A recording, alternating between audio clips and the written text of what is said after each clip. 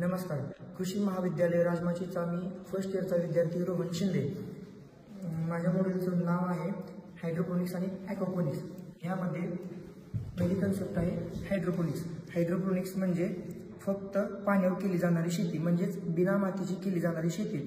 यामध्ये असं एक टाकीचं स्टँड वगैरे ॲडजस्ट करून PVC पाईप मधून पाणी वगैरे दाखवलेलं आहे, ज्यामध्ये वरती आपण छोटेसे व्हेजिटेबल क्रॉप वगैरे काय आपण घेऊ शकतो. दुसरी कन्सेप्ट आहे एरोपोनिक्स. एरोपोनिक्स म्हणजे हवेवर केली जाणारी शेती, म्हणजेच ऑक्सिजनवर केली जाणारी शेती. या ठिकाणी टाकी फिट केलेली आहे, ज्यामध्ये पाणी आहे व आतमध्ये मोटर्स बसवले आहेत. मोटरच्या पंत्या फिरल्या की ऑक्सिजन तयार होईल आणि ऑक्सिजनवर केली जाणारी शेती. हा पण हायड्रोपोनिक्सचाच प्रकार आहे, ज्यामध्ये आपण नारळाच्या केसरांपासून कोकोपीट बनवतो व त्याच्यात आपण हे धान्य वगैरे उगवून आणू शकतो. दुसरी कन्सेप्ट आहे या ठिकाणी पोल्ट्री, काव प्लस गोट. आपण तिन्ही एका शेडमध्ये पाळू शकतो. प्रत्येकाला वेगवेगळं शेड बनवायचं म्हणलं तर त्याला खूप खर्चही येऊ शकतो व आपली जागाही जाऊ शकते. त्यामध्ये आपण सर्वप्रथम वरच्या बाजूला या ठिकाणी शेळ्या पाळतो. जे आपण शेळ्यांना खाद्य वगैरे टाकतो ते खाद्य खाली पडते, शेळ्यांची विष्ठ्याही खाली पडते. त्याच्यावरती खाली आपण पोल्ट्री जगते, सर्वाइव्ह करते त्याच्या पोल्ट्री. तसेच पोल्ट्रीपासून जे आपल्याला मिळणारं कोंबडी खत आहे ते आपण इथे शेतात वगैरे वापरू शकतो. म्हणजेच आपल्याला बघायला गेलं तर सध्याला केमिकल्स वगैरे वापरून शेती खूप कॉन्टॅमिनेटेड होत आहे. म्हणून आपण एक ऑर्गॅनिक फार्मिंग करायचा देखील योजना सुरू केलेली आहे. या बाजूला आपण काव फार्मिंग घेतो. कावपासून जे शेण वगैरे मिळतं ते शेण आपण शेतात तर वापरतो, तसेच आपण वर्मी कंपोस्ट देखील बनवतोय.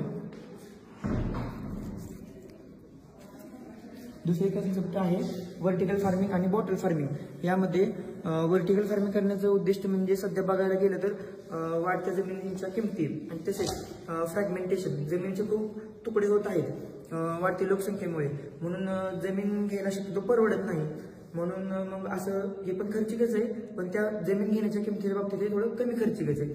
म्हणून मातीची लेअरची अशी अरेंजमेंट करायची व्हर्टिकली, ज्यामध्ये आपल्याला पीक घेता येईल. ह्या ठिकाणी आपण मोस्टली फॉडर क्रॉप वगैरे घेऊ शकतो किंवा आपण तूर, मूग, डाळ, उडीद असे हलकी पिकं घेऊ शकतो.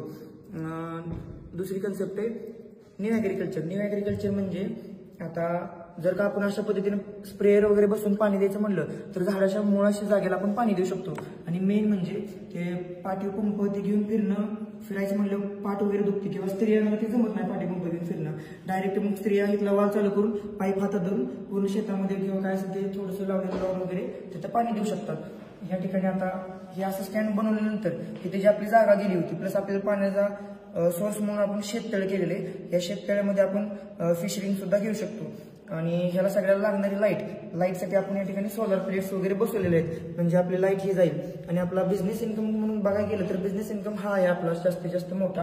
ह्याच्यातून खूप आपल्याला बिझनेस मिळू शकतो. प्लस ह्या ठिकाणी आपण शुगर केन लावलेलं आहे. शुगर केन म्हणजेच आपण शुगर केनला कॅश क्रॉप म्हणतो. शुगर केन आपल्याला फिक्स पैसा देऊन जातो म्हणजे जातोच.